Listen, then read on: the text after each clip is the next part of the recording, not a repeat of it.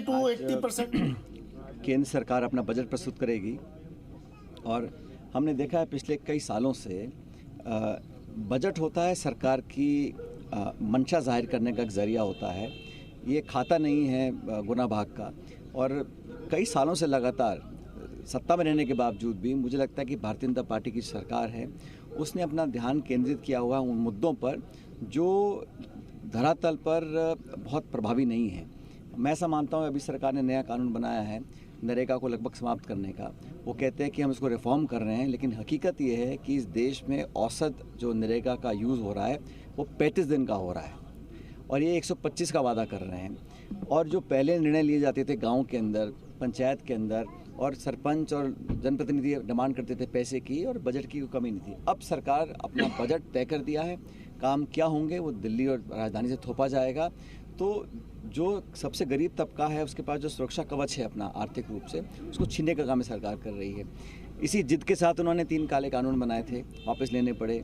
बहुत साल पहले इन्होंने जमीन अधिग्रहण कानून को संशोधन करने का एक कोशिश की पार्लियामेंट के अंदर। राहुल गांधी जी ने, कांग्रेस पार्टी ने विरोध किया, वापस हाथ खींचना पड़ा।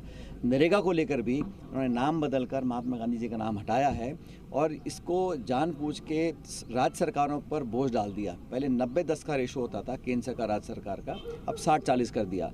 तो निर्णय लेने की शक्ति खत्म कर रहे हैं, सेंट्रलाइज कर रहे हैं, बजट को कैप कर रहे हैं और राज्य सरकार पर बोझ डाल रहे हैं। तो जानबूझकर इस पूरी स्कीम को जो हमने अधिकार कानून देके बनाया, संवैधानिक अधिकार बनाया था, उसको छीनना चाहते हैं। आज बजट पेश करेंगे। मैं उम्मीद करता हूं कि जो बहुत इस देश में सबसे ज्वलंत समस्या है वो नौजवानों की बेरोजगारी की है।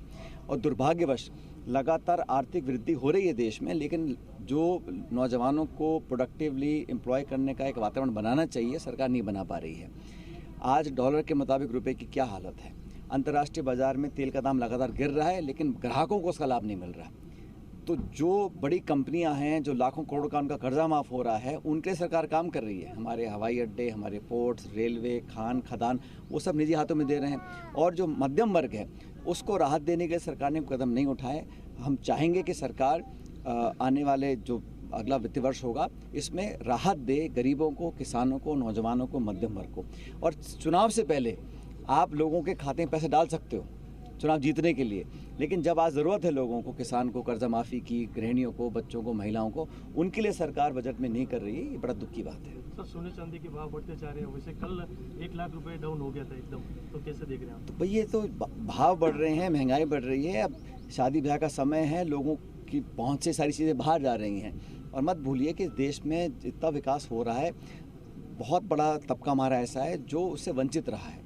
करोड़ों ऐसे लोग हैं जो आज निर्भर रहते हैं सरकार की योजनाओं पर, स्कीम्स पर, सरकार की मदद पर। तो मुझे लगता है जो सब्सिडी और मदद करनी चाहिए सरकार को इजाफा करे। और महंगाई जो है आज हर